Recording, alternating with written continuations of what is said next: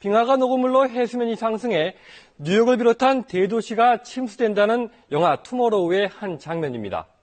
이번 IPCC의 기후변화 보고서 가운데 가장 충격적인 내용도 2100년이면 바닷물 수위가 최고 98cm까지 오른다는 건데요. 지구촌 곳곳이 바닷물에 침수되면서 이재민이 6억 명에 이를 것이란 예측입니다. 먼저 김민경 기자가 보도합니다. 전 세계 인구의 40%가 살고 있는 해안가. 해안에서 수백 미터 이내 도시들이 바닷속으로 사라지는 위기가 앞으로 80여 년 뒤엔 현실이 될 것으로 예측됐습니다. 오늘 유엔 산하 국제기후변화 협의체 IPCC가 발표한 보고서에 따르면 2100년엔 해수면이 최대 98cm나 높아져 네덜란드의 수도 암스테르담은 대부분 물에 잠기고 북유럽의 해안지대도 바다로 변할 것으로 예측됐습니다. 미국 뉴욕도 물에 잠겨 해안선과 불과 7km 남짓 떨어진 케네디 공항까지 침수됩니다. 중국 대륙 역시 지도가 달라집니다. 장쑤성 부근 중국 남동부 해안도 완전히 사라질 것으로 예측됐습니다. 해수면 상승으로 발생하는 이재민은 무려 6억 명, 현재 세계 인구의 8%에 이를 것으로 예측됐습니다. 최근 20여 년 동안 2배 가까이 높아진 해수면 상승 속도가 앞으로 100여 년 동안은 지금보다도 최대 3배 이상 더 빨라질 것으로 예측됐기 때문입니다. 대기 중에 이산화탄소가 대양에 축적이 되고 대양에 축적이 됨으로써 열팽창이 나타나게 되고 이에 따라서 더욱 빙하가 녹게 되면서 해수면 상승은 속도가 더 가속화될 것으로 보고 있습니다. 바다가 뜨거워지면 슈퍼태풍의 발생 가능성도 커져 해안선의 침수는 더욱 가속화될 것으로 우려됩니다. 우리나라는 어떻게 될까요? 환경정책평가연구원이 예측한 결과 2100년이면 해수면이 최고 1m 36cm 더 올라갑니다. 서울 면적의 7배인 4천여 제곱킬로미터가 침수되는데 국토 면적의 4%에 해당합니다. 또 현재 침수 예상지역 거주민은 140만 명에 달합니다.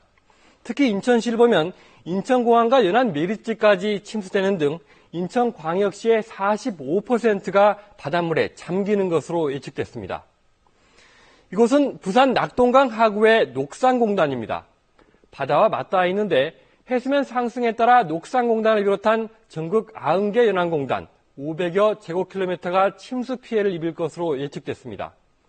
한반도의 아열대화도 꾸준히 진행됩니다. 현재 제주도와 일부 남해안까지만 아열대 기후지만 금세기 말이면 강원도를 제외한 전국이 아열대로 바뀌어 극심한 폭염과 집중호우, 슈퍼태풍도 자주 북상할 것으로 예상됩니다. 지구온난화는 인류가 화석연료를 사용해 불러온 환경재앙입니다. 이런 재앙을 막기 위해 어떤 대책이 필요한지 취재했습니다. 지난 2009년 기후변화 탐사국 총회에서 우리 정부는 2060년까지 온실가스 배출량을 전망치보다 30% 줄이겠다고 국제사회에 공언했습니다. 그러나 이듬해 2010년의 온실가스 배출량은 오히려 9.8%나 늘었고 올해 도입 예정이던 탄소 배출권 거래제도 2년이나 연기됐습니다. 우리나라의 온실가스 배출량은 현재 세계 7위 규모, 전력 수급 계획에 따라 화력발전소 12개를 더 짓게 되면 배출량은 5% 더 늘어납니다. 과감한 온실가스 저감 정책을 지난 정부에 발표했습니다. 그러나 경제적인 압박이라든가 에너지원에 대한 문제 이런 상황으로 해서 현실은 거기에 못 미치고 있습니다. 최근 기온 상승이 멈췄다는 온난화 회의론도 기후변화 대책을 주저하게 만들었습니다. 그러나 IPCC는 1970년 이후 5차례 기온 상승이 주춤했지만 온난화 경향을 뒤집을 만한 과학적 근거는 아니라고 밝혔습니다. We will continue to provide assessments that are robust, objective and scientifically valid. 화석연료 사용을 줄이기 위해 탄소세를 물리는 등의 세금 정책을 쓰고 재생에너지 사용 비율을 늘려가는 에너지 체계 개편이 전 인류에 시급한 과제입니다. 국제사회가 이런 기후변화 대책을 적극적으로 실천하면 해수면의 상승을 47cm까지 억제할 수 있을 것으로 IPCC는 분석했습니다.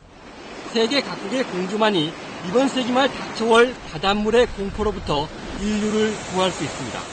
KBS 뉴스 김성환입니다.